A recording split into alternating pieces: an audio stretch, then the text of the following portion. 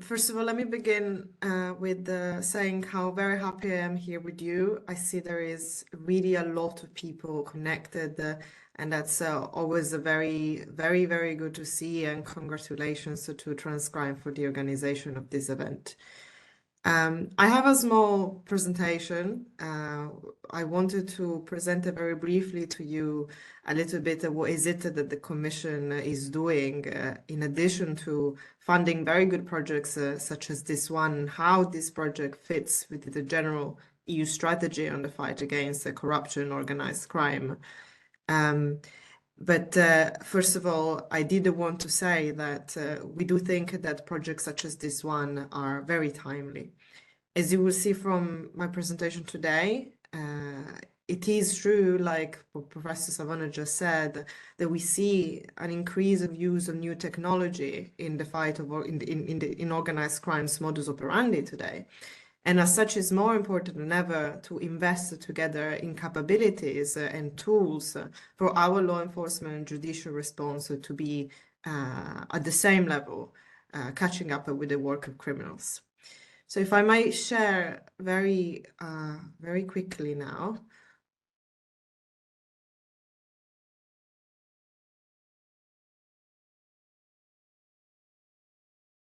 There we go.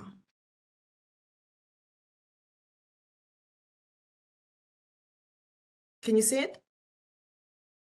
Yes. Yes. Okay, great.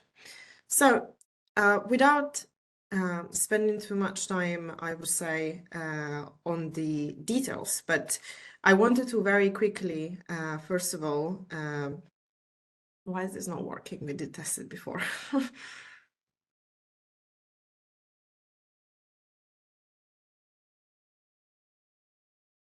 Okay, does it work now?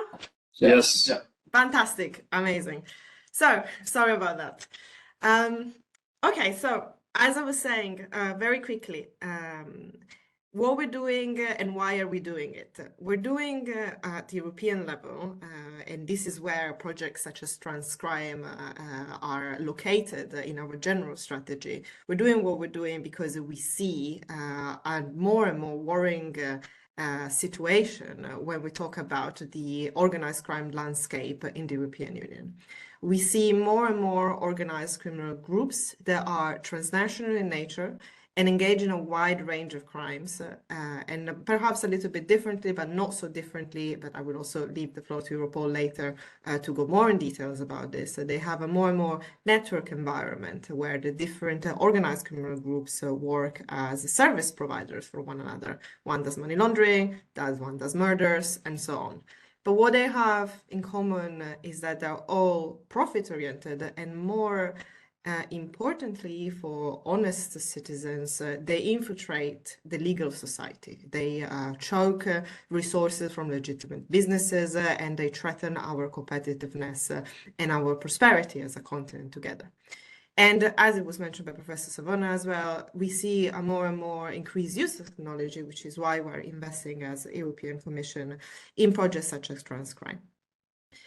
Very briefly, there are two main strategies that the European Commission is basing its action upon. The EU strategy to tackle organized crime, and more recently, the EU roadmap to tackle drug trafficking and organized crime. I will present the first one right now. First, the first one is the EU strategy to tackle organized crime. It's based on 4 pillars.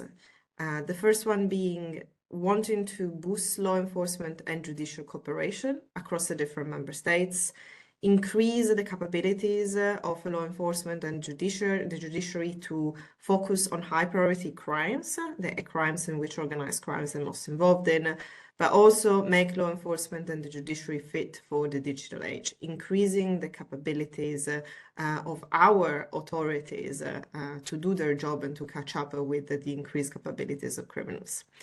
And then, more importantly, in addition, you can see here where the Datacros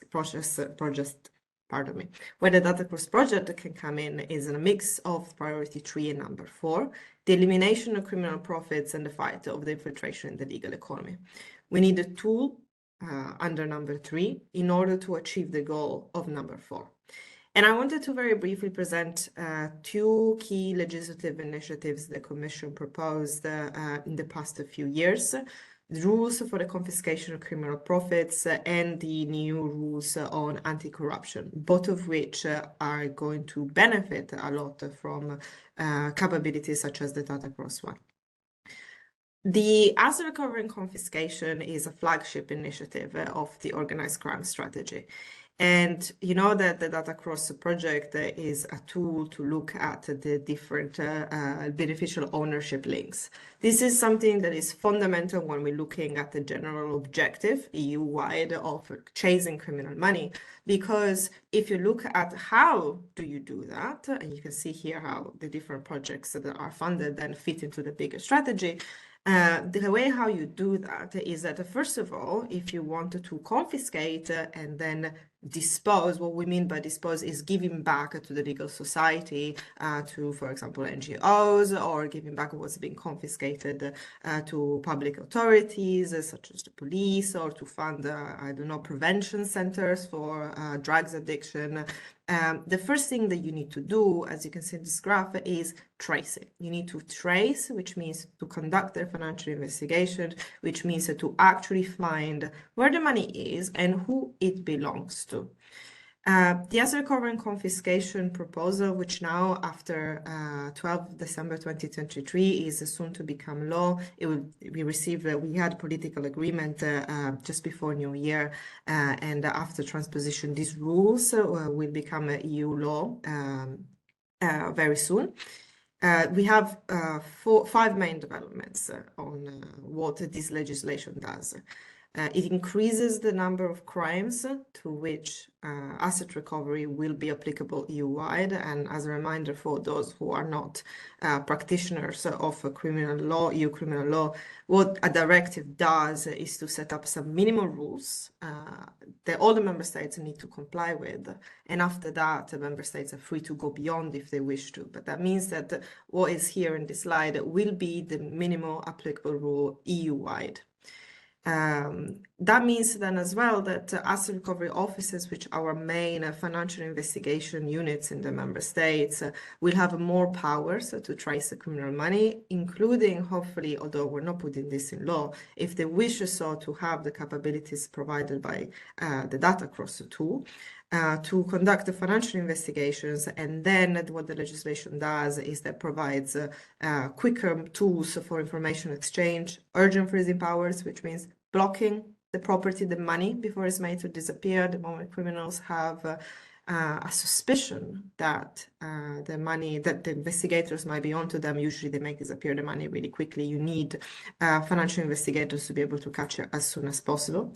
But then as well, stronger confiscation measures, which is very important when we're talking about beneficial ownership link, the unexplained wealth method, when it cannot be proven where the wealth is coming from, with the adequate safeguards and the possibility to rebut the presumptions, there is an assumption that that wealth will be of criminal origin.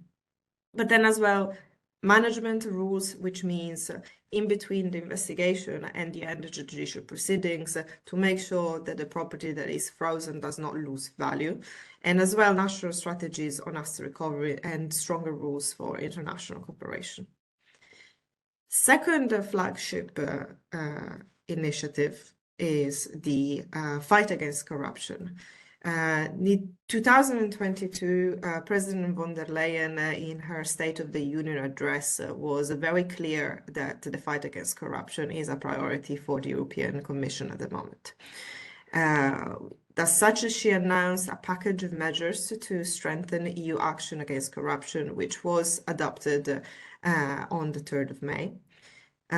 This means this is a proposal, legislative proposal that is still under negotiations, but that aims at harmonizing criminal law, similarly like the Asset Recovery and Confiscation Directive does, but for corruption, adding additional tools to fight corruption to law enforcement authorities, more resources, investigative tools, but also focusing on prevention, which is something that we focused on as well in the Asset Recovery Directive with national strategies, to lay the ground and raise awareness to prevent corruption and foster integrity.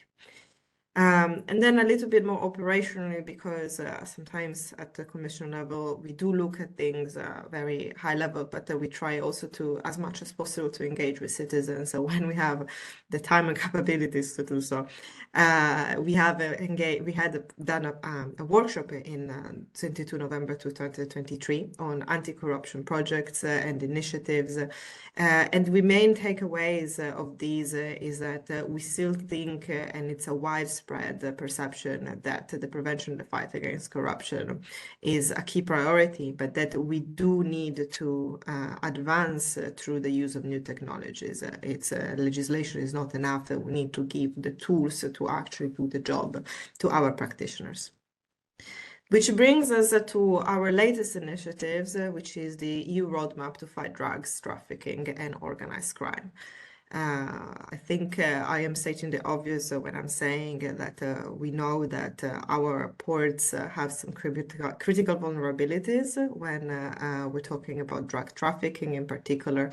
And in view of being more operational, the new roadmap presents 17 priority actions, which are divided in 4 pillars. The first of which is the enhancement of the resilience of the logistical hubs against drug trafficking and criminal infiltration. And again, financial investigations and tools like Datacros are key for the fight of criminal infiltration. But what's new about this initiative is that it's a private-public partnership. It brings together public authorities, customs and law enforcement with the ports and civil society to work together as a society as much as possible to fight this phenomenon.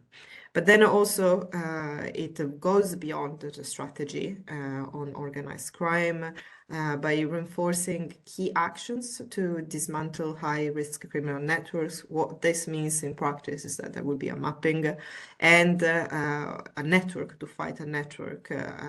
Discussion is still ongoing. This is a first it's a first blueprint of what we want to do. But a network of specialized prosecutors in the member states that can work together to fight organized crime is under discussion. There is then a strong focus on prevention and on international cooperation. Prevention means not only investigation and the ability to see what's where and what, but also setting up technical and administrative barriers and sharing of best practices in order to protect the legal economy. International cooperation, I think that speaks for itself. I wanted then to conclude very briefly, hoping that one, you could see my presentation without hiccups because I'm not sure. And secondly, to thank the organizers and thank you for these really excellent projects. I'm personally really looking forward to hear how this tool has been applied, what our practitioners can say.